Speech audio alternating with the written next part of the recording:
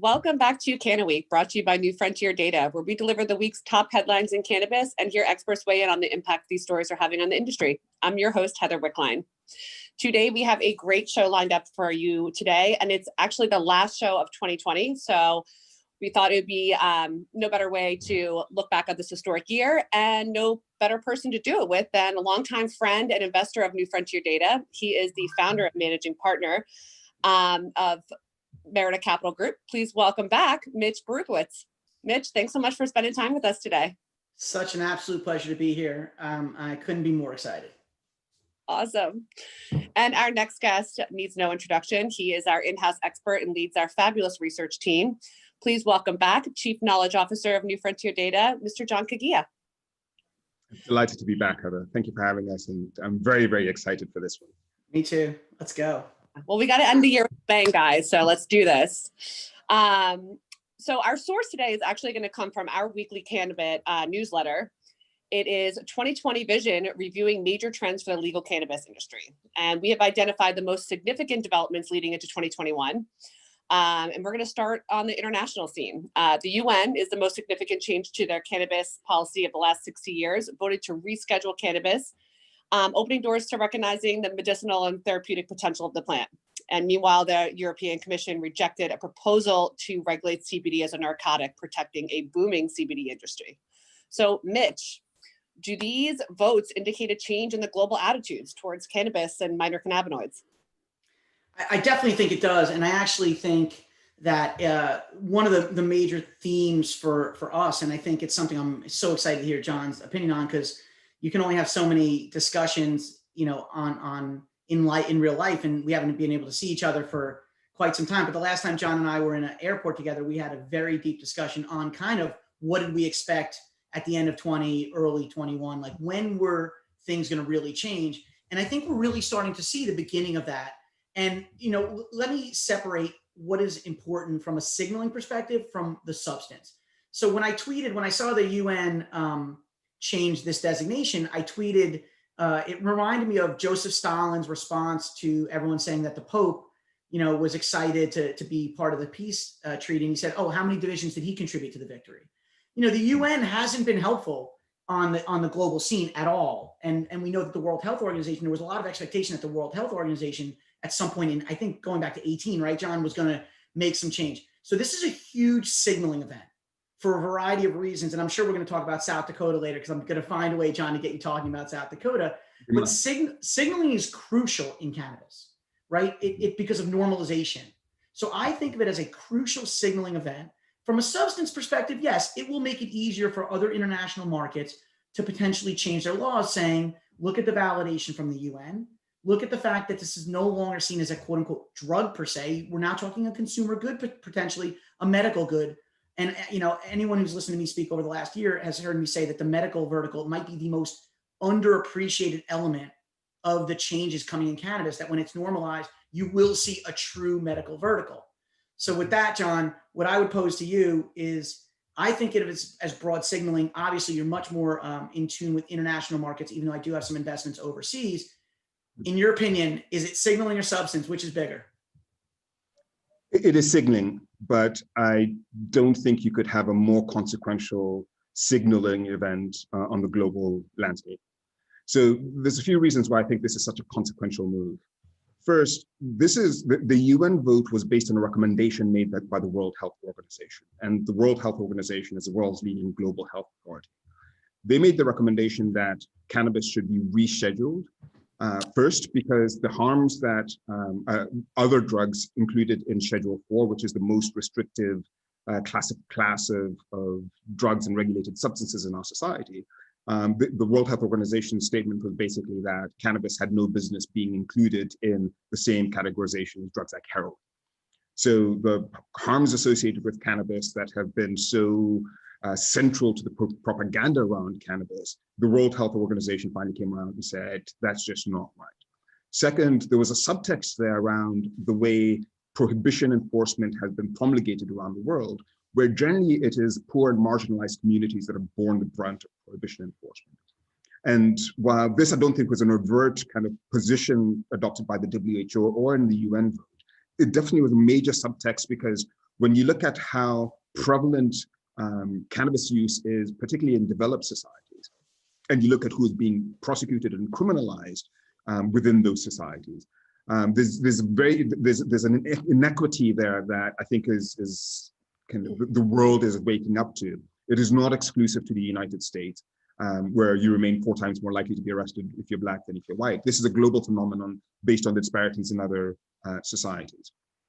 And then John, third, so let me just before because I want to break your flow so I can see if you can stay on number 3, but the enforcement angle, I just want to tell you, is something that I'm going to let you finish your points. And then it's something that I think is the most insightful thing, because it's something people don't think about, is if you can't enforce it in a rational way, then what's the point of prohibition anyway?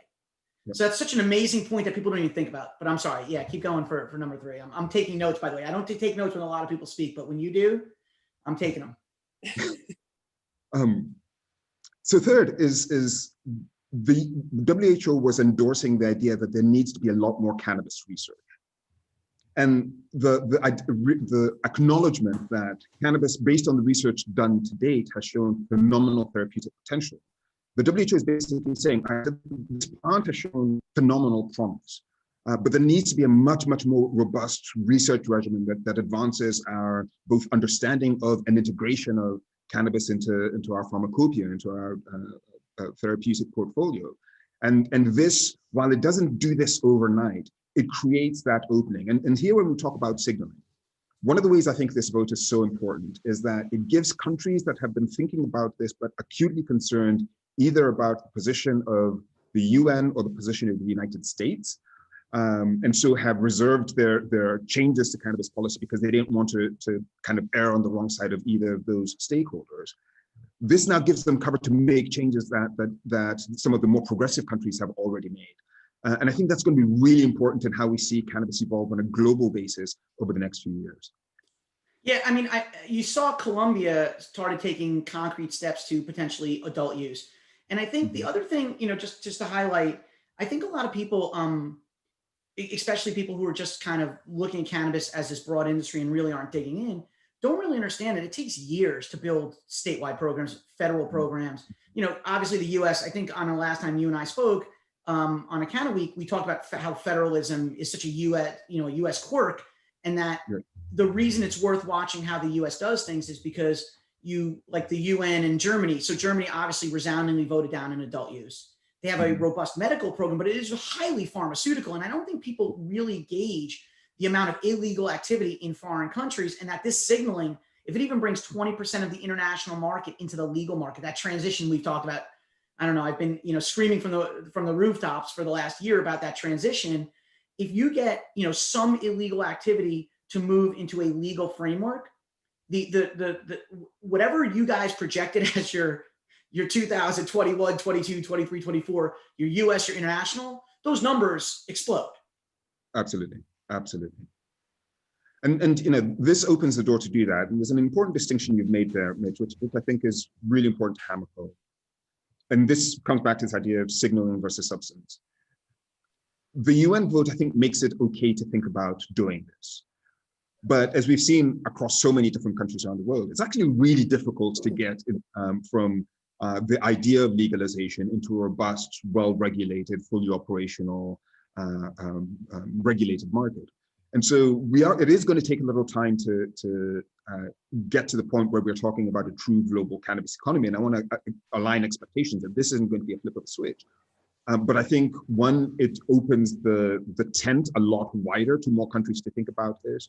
And then two, I think it accelerates the pace at which some of the countries which might have been dragging their feet will get there.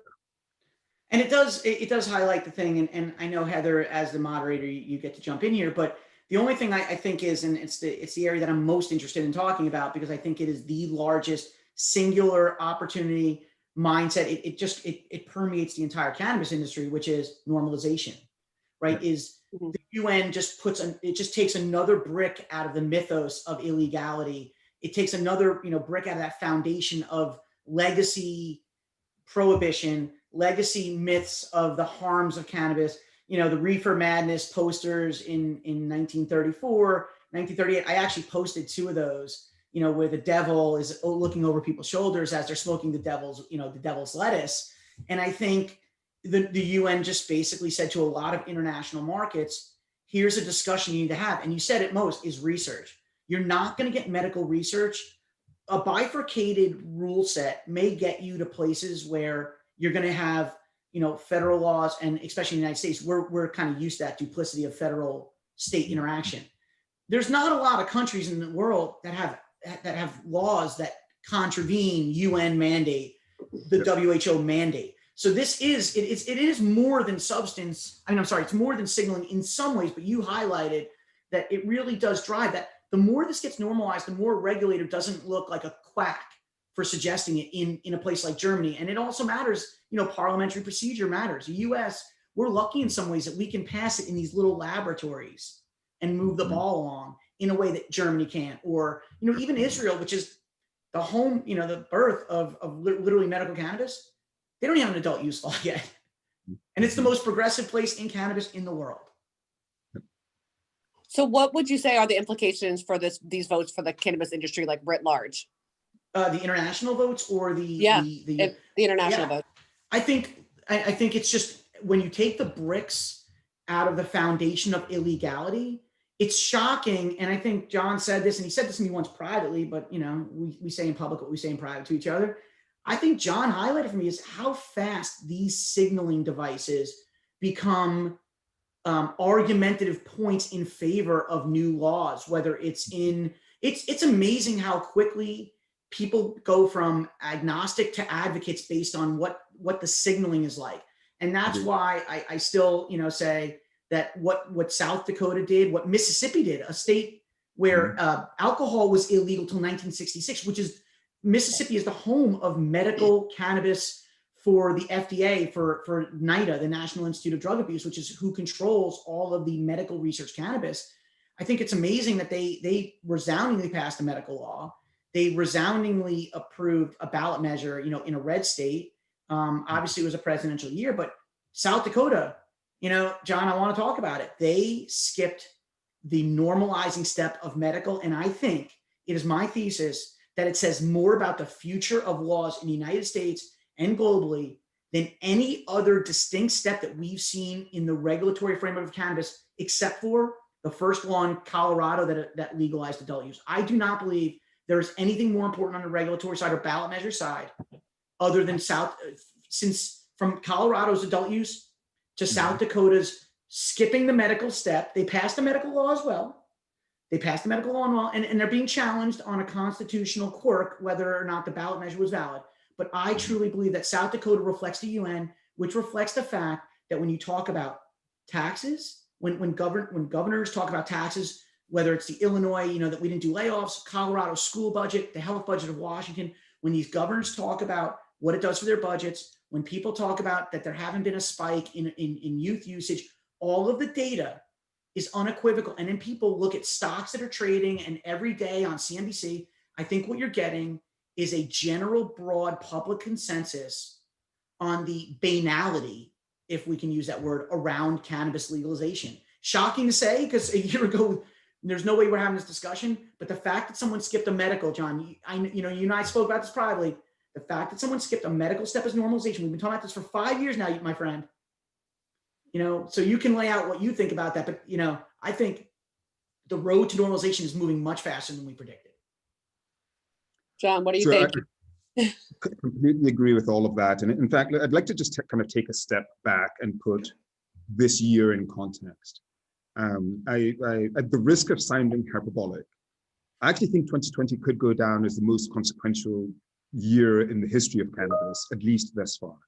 And I agree. Kind of on Mitch's theme of signaling, the convergence of hugely consequential developments in the industry or impacting the industry this year. So you take the UN vote for one, and it was a narrow vote, 27 to 25. But those 27 countries now give you direction of which countries are now, at least within that governing body, most likely to be receptive to their year of progress. The fact that the WHO and the UN had delayed this vote for 2.5, nearly 3 years, and it's happened at the tail end of 2020, was a huge step on the global market. In 2020, you also had everything from Lebanon, Ghana, Rwanda, Malawi, really the far reaches of the globe, at least if you're sitting in Washington, past legalization, past medical use measures. Hugely important, because those are not the first places on the planet which you would pick as places to be leading the charge on medical cannabis legalization.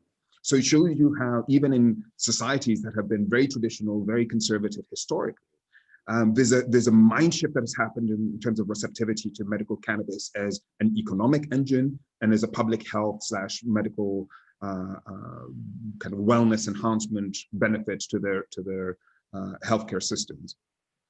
And then to Mitch's point, not only within the US 2020 election did you have a clean sweep of state initiatives, and the fact that all of these initiatives passed comfortably, including South Dakota's adult use measure at 53%.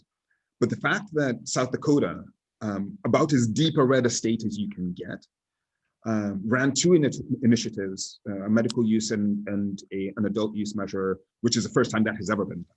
The fact that they both passed at a comfortable margin, and the fact that they passed even when the state officials, the governor, the majority in the state's legislature were urging voters to vote against these measures. The voters still passed them resoundingly, is an indication of how significant this disconnect has become between public support, public endorsement of this issue, and where some of the political class remain. And then maybe a final point just about the US vote, is because this was arguably the highest participation kind of vote in our lifetimes, it shows that when you get everybody to vote, cannabis can pass comfortably, even in the most conservative parts of the country. Pennsylvania's lieutenant governor made a really interesting comment saying, if you're a Democratic governor and you're on the right of South Dakota on any issue, then you're doing something wrong. And I think this really challenges the states that have been slow walking this because they're not sure how the electorate might play out.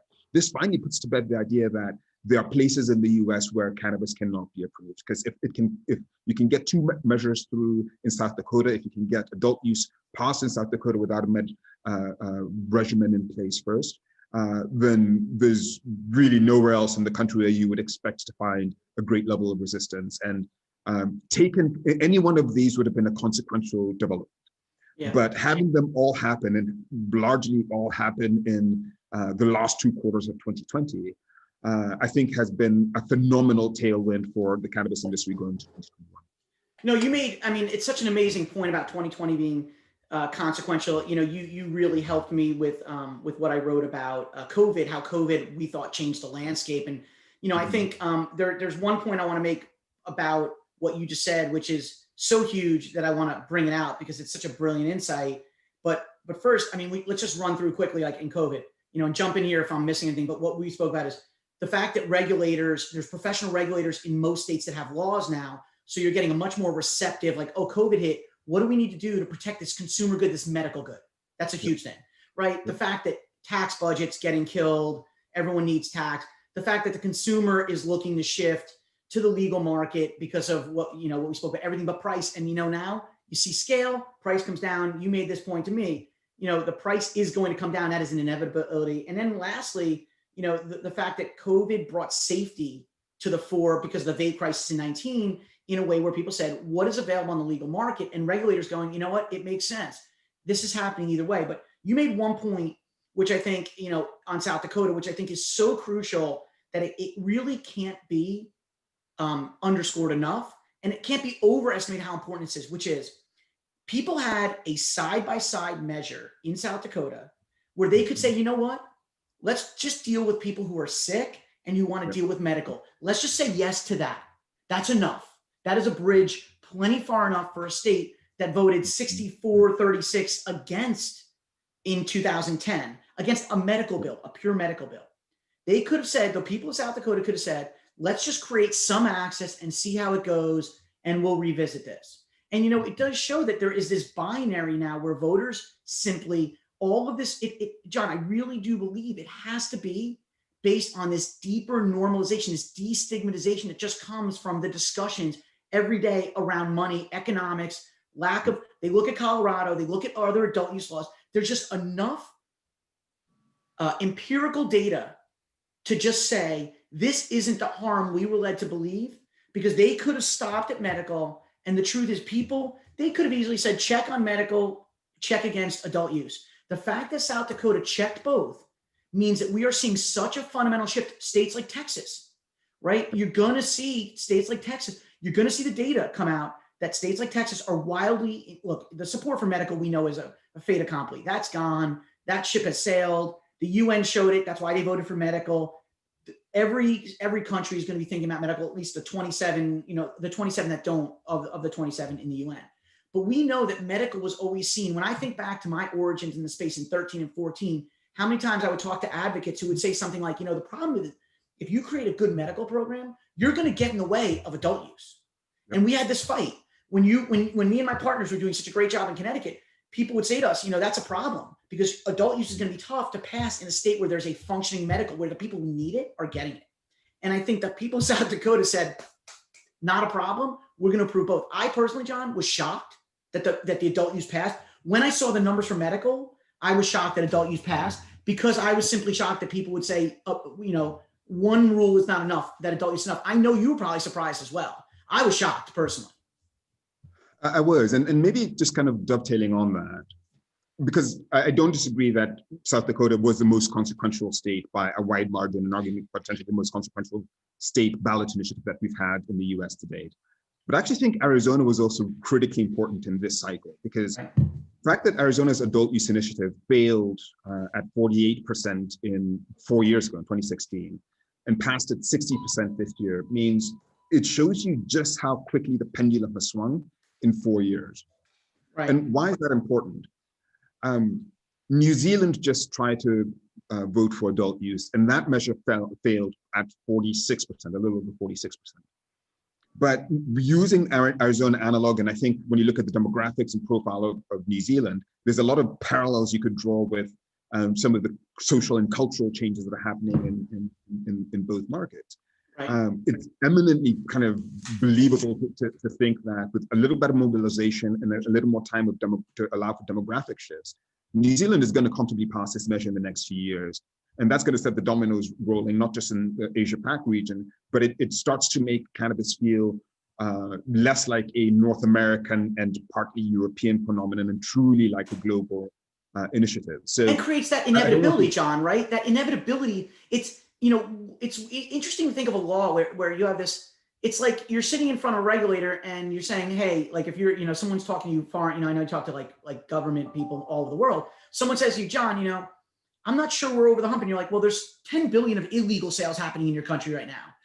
Mm-hmm. It's hard for that person to look around now and see a lot of support for that illegality, that prohibition. Like that guy doesn't have a great argument for you. Now, 4 years ago, he may have said, look, John, you have a wonderful accent. You're a handsome guy. I like what you're saying. Now, all of the facts, all of the data it's like, you can basically say, you can choose to make this safer. You can choose, it's not about legalization. It's about taxing and regulating.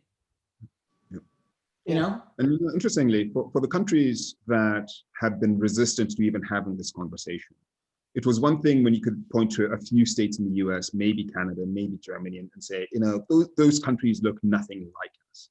Right. But if you're saying in the same breath, look at Canada, look at Germany, look at Malawi, look at Lesotho, look at Australia, the ability to say that this is limited to a specific type of socio-cultural profile, a specific profile of economic development, just can completely goes out the window. So one of the things I think that 2020 has done is create a much richer diversity of kind of use cases or application cases of where cannabis progress is happening at a breakneck pace. And that means that if we're talking about the contagion effect, this idea that cannabis becomes most likely to pass in countries where residents of that country see their neighbors or people who look like them passing initiatives. There's a lot more places in the world where people are going to be looking at their next door neighbors and saying, hey, if it's legal there, why is it not legal here? And that's going to kind of stimulate more dominoes to fall. Yeah, and let me just finish the thought also. I mean, like, since you basically sucked up all the great oxygen on that point, I think it's also really important that there's companies that are profitable in the US who have shown how you can graduate to a governance-focused, highly structured, not spending a lot of SG&A. Like these companies, like the Curaleafs, Cresco's, GTI, Truly have shown how when you scale up, bring prices down, you're going to see adoption in the legal market so much faster. The US is truly setting a model for success that people say, wow, when prices come down, illegal market transition goes faster, taxing and regulating works better, regulators are more, in tune, there's better tax dollars. But I think it really does come down to who are the operators? You've taken all the incentives out of the illegal market. And I think that's when you think of where 2020 started on the heels of the vape prices, like you said, it is the most consequential, easily the most consequential year, because now you have the maturity of companies to go along with the maturity of regulatory bodies, with the maturity of data, with the maturity. And you know what? That's why I keep saying to people when they say, Mitch, what are you really excited about from an investment perspective in 21? I say the medical side, because that's the one, if you get research and you can start to, do more cannabinoid-based research and it's legal and sanctioned in the US, it's hyperdrive, right? It's Spaceballs, it's ludicrous speed, right? You press the ludicrous speed button, doctors are gonna get involved, there's gonna be more education, there's gonna be more global, and it's like the biggest crowdsource.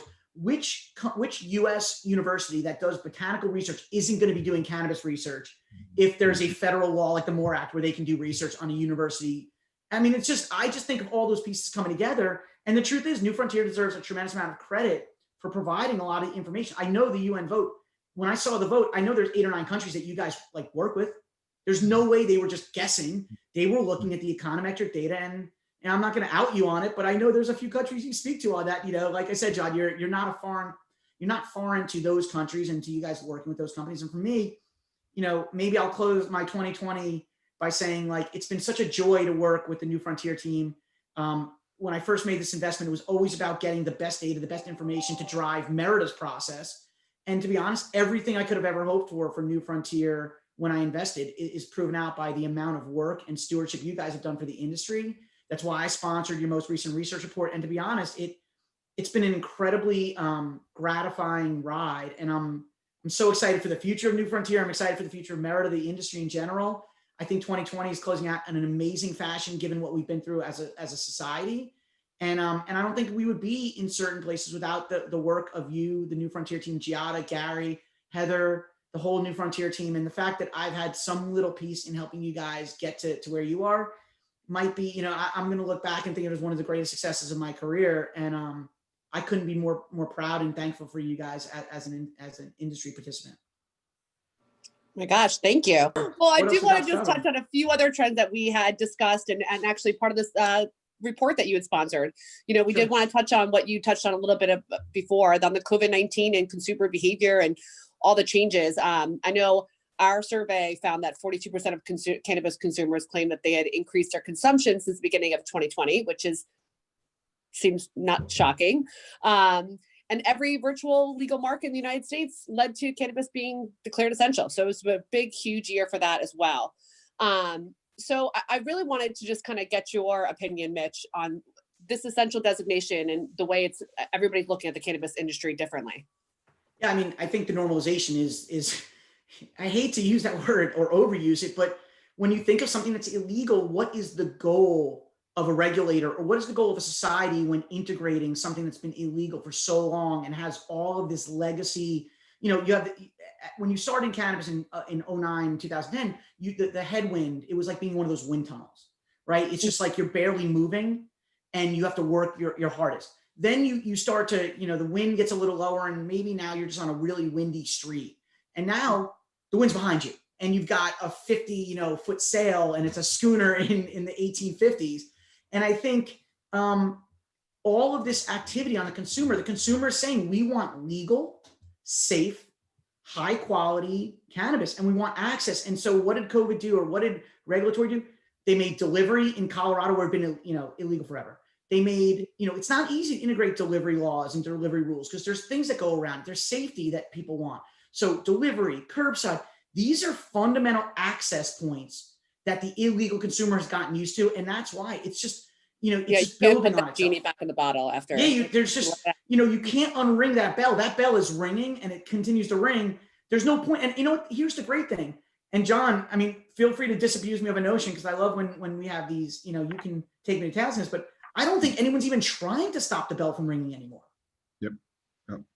Well, John, that's the biggest change. Sorry, go ahead.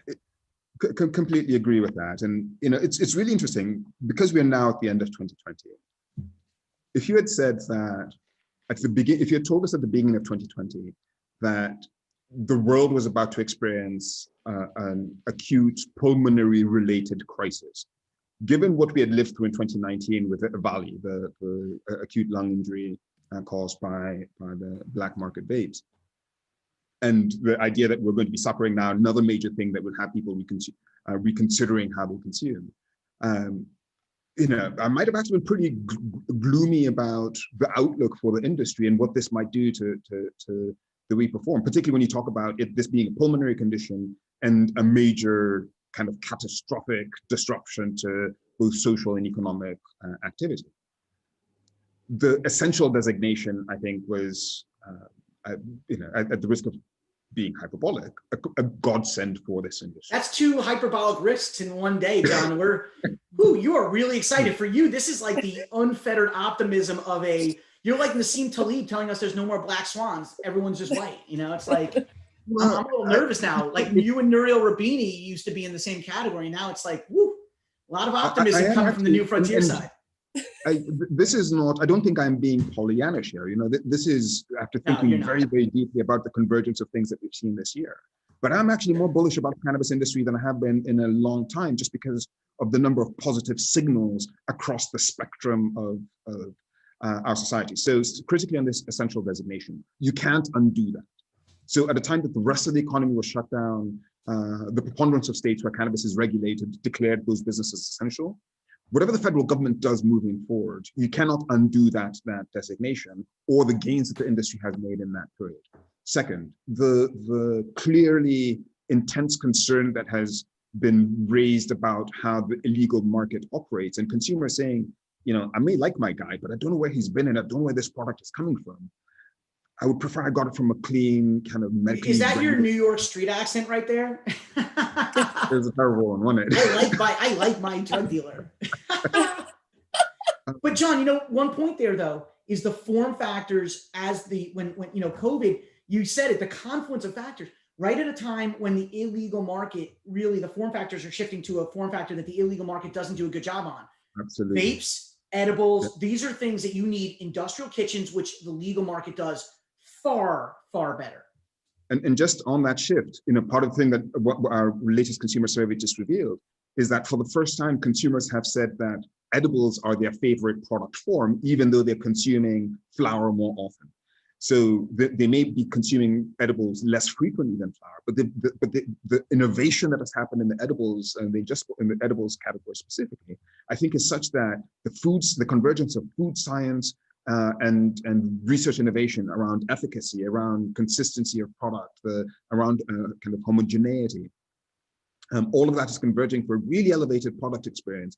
And that's only going to be kind of dramatically accelerated as the edibles category in particular starts to build scale. So one of the things we're going to be looking for in 2021 and beyond is not only a dramatic expansion of the portfolio of types of edibles products we see in the market, but just a lot more innovation in terms of the types of things that you can consume that have cannabis that compete with, particularly in speed of onset time, with combustibles. And that is going to be game changing for the future cannabis consumer. But there is one little secret that is driving those form factors as well, which is states like New York, Pennsylvania, Virginia, where, I'm one of the 4 operators, they are extract driven markets. So when you have those things, consumers have limited options on the flower side. But I think, it feels to me, and we've done a little bit of econometric surveying ourselves, what we've seen is when we talk to people, a lot of people look at edibles as like it's a weekend and it's a longer session per se, whereas it might be like, hey, I'm going to puff before I go to sleep, or so I do think you're starting to see the specificity of consumption to the quote unquote environment that people are in. And I think that's interesting because that feels to me like I may have a glass of wine with dinner, but if I'm out with, with people and we're looking at like, it's an event where, someone's going to drink cocktails, or I think you're seeing that differentiation. And I think it's something that it just, again, shows the normalization of cannabis as a consumer good rather than this, idiosyncratic quote unquote drug that people are like, sneaking in the corner, which that's just completely going away. Agreed. Yeah. Well, we are almost out of time. So I did wanted to end on one final question for you both. And it's going to be, well, I guess it's a two-part question, but it is going to be a tough one. But what, out of this whole year of 2020, what surprised you the most for this industry? And what are you most excited about going into 2021? John, I'm going to let you take that one first. I was hoping you would be a good We're guest. going to try to keep this No, under because he likes to play. If me and John were playing tennis, he'd be a counterpuncher. So, I'm going to make him serve and volley on this one. Okay. So what surprised me the most? I think it is the totality of all of the positive developments that have converged, particularly toward the end of the year. The central designation at the beginning of the year, ending with not only a clean sweep at the state level, and we haven't even talked about the fact that we have a Democrat about to be sworn into the White House, and a Democrat who has affirmed support for descheduling. We've never been here before as an American society. And the implications for that moving forward are only kind of going to accelerate the transition that we're seeing within the American market. So what has surprised me the most? Just how many positive developments across the board, both domestically and internationally, we have seen in this industry, and particularly given how hard 2018 and 2019 were. If you had said that in 2020, it would have been difficult to believe that we would have seen this many wins coming out of 2020. And what am I most looking forward to for 2021?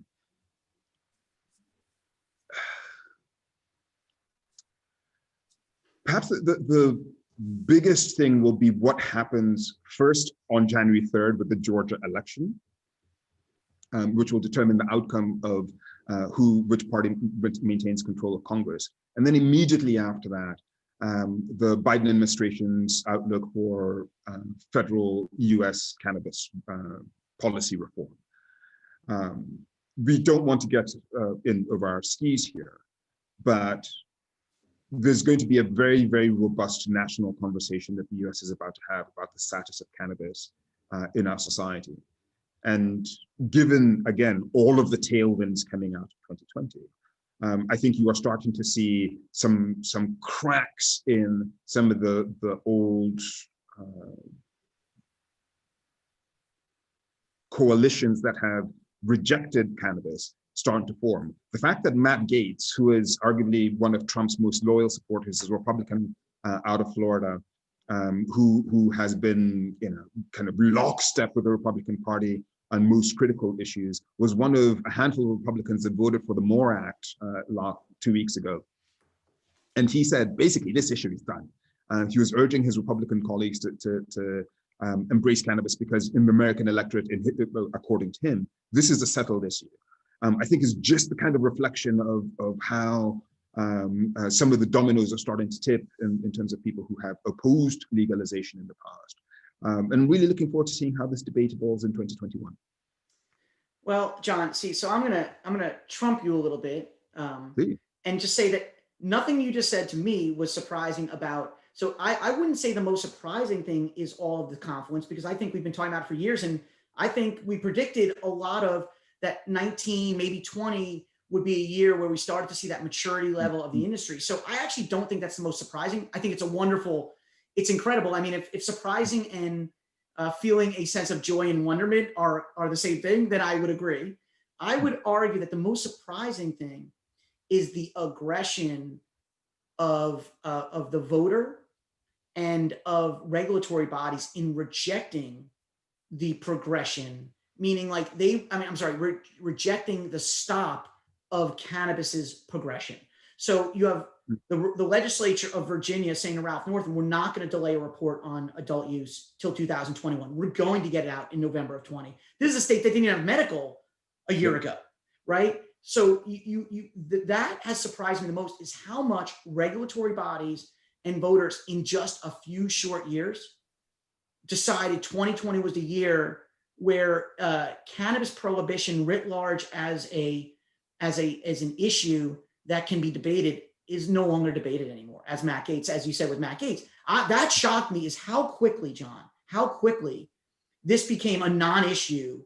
and South Dakota being the perfect example of this, is how quickly the shift, we've been talking about normalization and pharmaceuticalization, medicalization, and the destigmatization, those four things. And look how quickly all of those things came together in 20. Shocking. And you're right. I mean, look, it is surprising that all the confluence, but the truth is I'm most shocked by how much voters and consensus has absolutely shifted, where it was a seesaw that might have been seen as equal.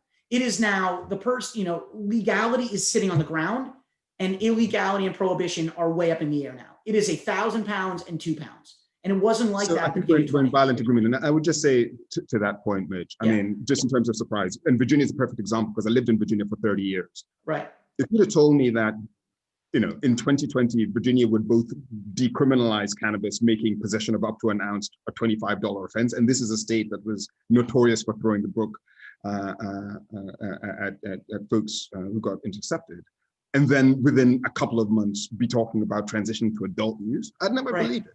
There's no chance.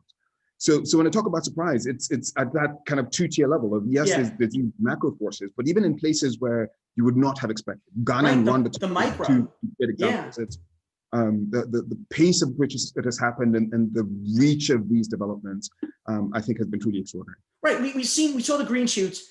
Those plants got big quickly. And then, let me make that same point in South Dakota. South Dakota CBD is still largely illegal. The most draconian laws on cannabis just skipped the most normalizing step. So that to me is the most surprising elemental on a micro level.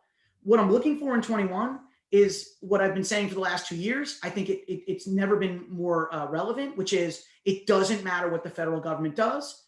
The inevitability of cannabis's move is happening on a state level. And regardless of what happens at a federal level, it can only accelerate things at this point.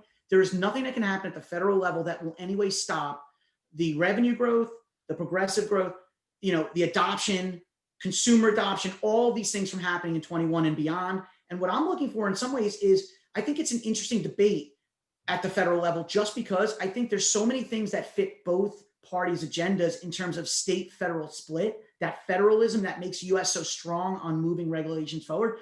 I think there's a lot of Republicans who make cannabis a state-based issue, make abortion, guns, whatever it is, a state-based issue. I think there's a lot of people on both sides that would agree from an overarching theme that is a way to think of these issues that have more of a local flavor. And what I'm interested to see most is watching companies mature. And you know what? My prediction in 21, which not many people are saying, is that you're going to see the first US companies really reach out to foreign shores and make some inroads in European and other markets, because the US operators, in my opinion, are by far the best operators in the world. Not even close. They've been swimming upstream for years. They're the Michael Phelps of swimmers at this point. They didn't have the capital that the Canadian companies had. They're sharp. They don't use spend SG. If you're a large MSO at this point, you've gotten efficient with your operations, and I think that can benefit overseas markets. So that's really my prediction. I don't think anyone's saying that you're going to see US companies overseas. You're hearing it here first. Well, thank you for putting that on CannaWeek. I love it. Well, thank you both so much for your time. And thank you to our listeners for joining us here at CannaWeek. Be sure to like and subscribe to the podcast. And again, if you'd like to sign up for our Cannabis newsletter, we have a free weekly newsletter that goes out on every Monday. Go to newfrontierdata.com/newsletter-signups. I'm your host, Heather Wickline, and I will see you in 2021.